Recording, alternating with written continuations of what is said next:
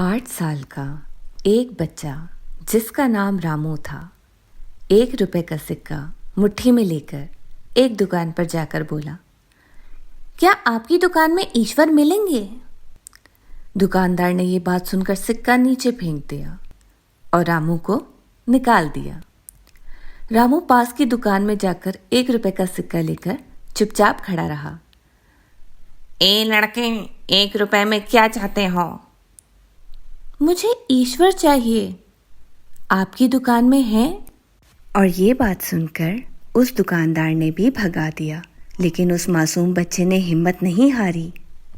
एक दुकान से दूसरी, दूसरी से तीसरी, ऐसा करते करते कुल 40 दुकानों के चक्कर काटने के बाद एक बूढ़े दुकानदार के पास पहुंचा। उस बूढ़े दुकानदार ने पूछा,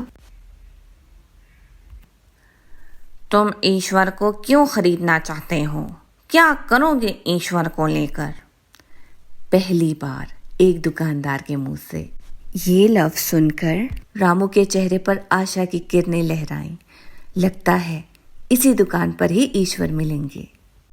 रामू ने बहुत नादानी से कहा, इस दुनिया में मेरी माँ के अलावा मेरा और कोई नहीं है। मेरी माँ दिन भर काम करके मेरे लिए खाना लाती है।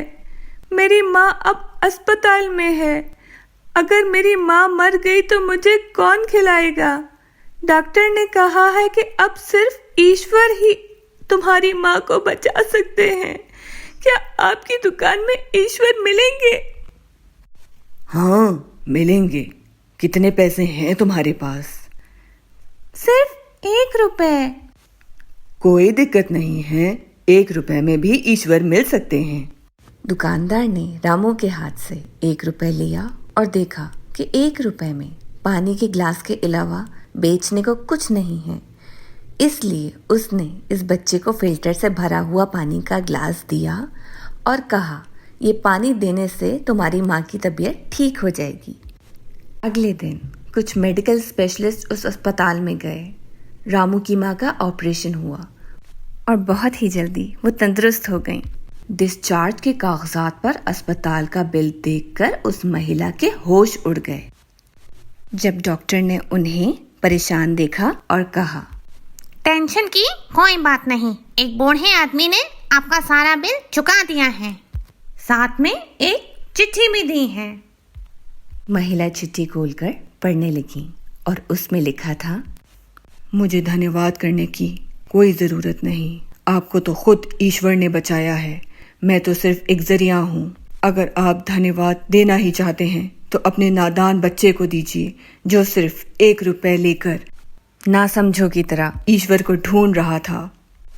उसके मन में ये अटूट विश्वास था कि ईश्वर ही आपको बचा सकते हैं। विश्वास इसी को कहते हैं। ईश्वर को ढूंढने के लिए करोड़ रुपए दान करने की ज़रूरत नहीं होती। यदि मन में अटूट विश्वास हो तो वो 1 रुपए में भी मिल सकते हैं। बच्चों, इस कहानी को लाइक करो और अपने दोस्तों के साथ शेयर करो। चैनल को सब्सक्राइब करो।